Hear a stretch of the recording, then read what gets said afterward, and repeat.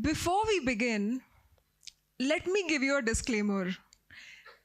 This smooth sailing journey that it sounds like went to IIT Bombay, became a deep sea diving instructor and athlete. This is not a story about that. I want to take you into the depths of the messy middle as well, because this is a story of when life feels like a whirlpool. Have you been in a whirlpool? Anybody else? Maybe when your river raft overturns into Ganga, and when you are in that whirlpool, you are trying your best, but you do not have any power over that whirlpool. So yes, my friends, this is a story of the messy middle of the whirlpool, and I want to unpack all of that for you. And for that, I'm going to introduce you to some of my friends. Before that, would you like to go deep into the ocean with me? Yes. Amazing. I was hoping you'd say yes. Yeah, because then if you had said no, I wouldn't know where to go from there. Imagine we are in the middle of the ocean. Everywhere that you can see, there is only blue, the blue water and the blue sky. In front of us, apart from a few boats, there's a big rock in the middle of the ocean, sail rock.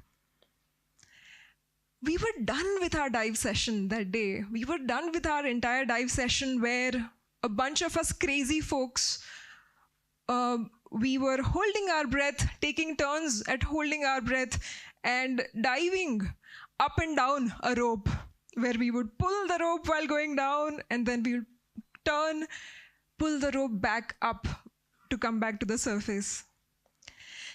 Before diving deep, we would take deep breaths, we would scan, be present with our body, and something which we are not familiar with, we would relax. And this, mind you folks, this is unlike any feeling that we would have ever felt. Just floating in the middle of the ocean and feeling completely relaxed. When we would start our dive, the pressure would start building up slowly. And then comes the urge to breathe. Sometimes that urge to breathe comes as a small hiccup, like an involuntary contraction, but other times this urge to breathe is more like a punch in the gut. And staying through this feeling, we stay underwater, pretend to be cool and calm and relaxed, and then we come back to the surface and savor fresh air once again. As we did this entire session, I still wasn't done with the ocean. So when all of us, we came back on the boat, I just wanted to go back into the ocean. We still had some time. So there was this window on the boat. So I put all my gear aside and then looked around. Okay, I just took one step and off I go from that window once again into the ocean.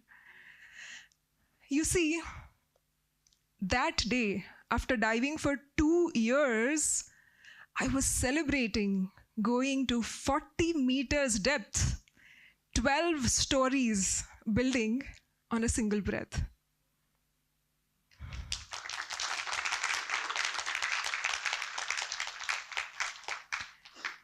And picture abhi baki hai. Because what I thought was a milestone and a simple me achieving a goal that I had set for myself, it actually turned out the beginning of my inner journey. And this is where I want to introduce to some of my friends. Meet Kritika. All of you have met her. You know her. She lives inside you as well. Kritika is the critical voice, your inner critique that is constantly berating you and sort of scolding you. Hey, you can do better. You're not enough. Why are you waking up at 9 a.m. when we were a part of the 5 a.m. club? And this, I met her even underwater. I remember this one particular dive so clearly when I was practicing diving to 30 plus meters, and Kritika just would not shut up. We are there, it's super chill, like underwater. She came with me underwater as well. And as soon as I turned, I wanted to go to 35 meters, but I turned at 28 meters. And Kritika was so rude to me. Underwater, immediately as I turned, she started saying, you know this look, you know this disappointed, you know this disappointment, you know. And she started saying to me, hey, what happened? Why did you not go to the end of the line? Why did you turn? We just did this dive yesterday. What is wrong with you? And I was like, Kritika, chill. What's going on? Chill. And I realized that I was carrying my entire conditioning, the need for achievement, the need for other people's validation through achievement, even into the ocean.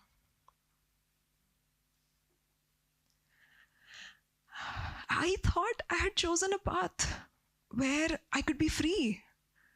I could feel the wind in my hair, and I could be in the ocean, and I could feel weightless in the ocean. And here I was, still carrying all of the weight and all of the baggage that I thought I had left behind on land. And that is where the journey started. And unlike a movie, it just did not take me one song or one trip to Spain, but it took me 14 months of working on myself, befriending Kritika, and asking her, hey, it's okay, what's going on? Eventually, she opened up and she said, you know what? When will they see that I am worthy? When will they see that I am worthy? Don't they see that I'm worthy? And it took a lot of being in that messy middle, going through that journey of taking a pause, staying with the silence, and allowing Kritika to feel seen. That, hey, it's okay. You are worthy exactly as you are. No more proving, no more doing things that you love for the wrong reasons. And as I said, after months, almost 1.5 years, I actually dived the national record dives for the right reasons, folks. You see, earlier, I would have been that person who would not just be at the center of the stage, but who would be hiding away. At an event like this, I would not be a speaker. I would not even be the POC who was allowed to speak to the speakers. I'd be hiding somewhere because the spotlight never felt safe. The spotlight, being in the center of things, never felt safe. So after doing all of this inner journey, when I stepped onto the line to dive my national record dives, it felt different. I finally felt safe. I stopped being just a supporting character in other people's stories, and I was finally safe and proud to be my own person. This is where the core Smruti, she was driving the ship. She was the captain of the ship again. This Smruti, the soulful Smruti, again, it's there in all of us. It is that part of us which is the default part of us, the core of us. When we are born, for example, when we are born, do we care about if we have a good hair day? And only then we will feel that we are worthy when we have a good hair day. When we are born, do we care about what others will think of us? When we are born, are we constantly trying to prove our worth through any means necessary? In 9th standard, I heard this quote in my social science class. Man is born free, but everywhere he is in chains. I couldn't relate to it. Even back then, I thought, okay, maybe this thinker, like he's talking about his era. He's talking about the old times. Now we are all free. Now we are all free. We are free. We have freedom. As I dived deep into the ocean, what I realized was that Kritika had a friend, Monica. You know, like Monica Geller? And you know what she does, right? She wants to control everything. She needs everything to be clean. And that was me. So sometimes Monica would take over. And once again, I realized that Monica was also trying to protect me. When I chose to pause, all of my friends, all of these inner voices, they met silence. Imagine if we were to stay silent for the next few minutes, undefined, what would your first thought be? The first time I started experiencing communities and circles where they would say, now we will practice silence for the next few minutes, the Monica inside me would go crazy. She's like, what does that mean? Okay, when are you going to start talking again? How long is the silence? Can you please tell me something? What do I do in this silence? What do I do? And instead of calming down, focusing on my breath, years ago, the Monica inside me would constantly be creating these stories and saying these stories. Oh my God, this is uncertain territory. I don't like it here. And that, my friends, is the secret.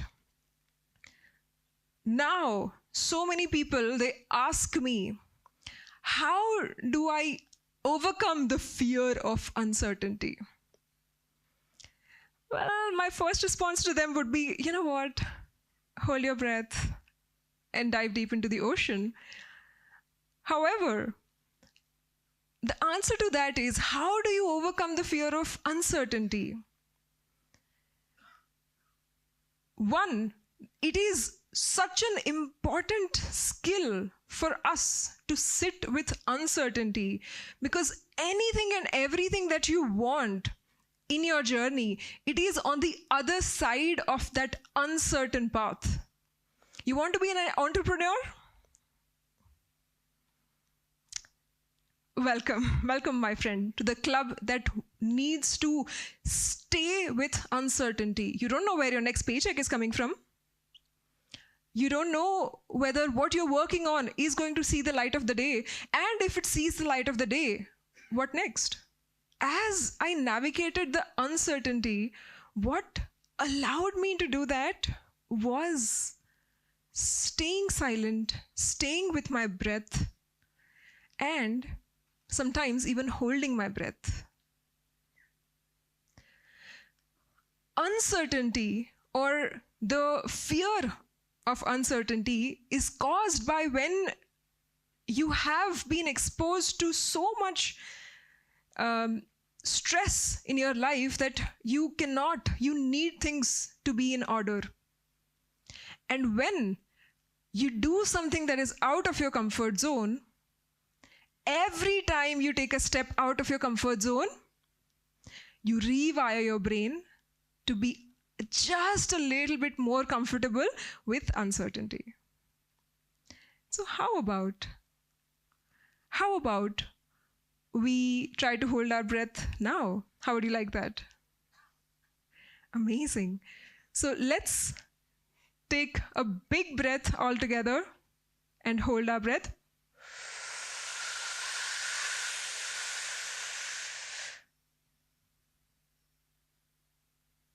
And keep holding your breath. And breathe.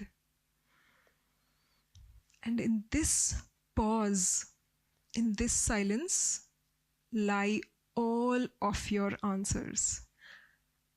It seems like I have just taken your breath away. Thank you so much. This has been a dream. You have been a dream. Thank you, everyone.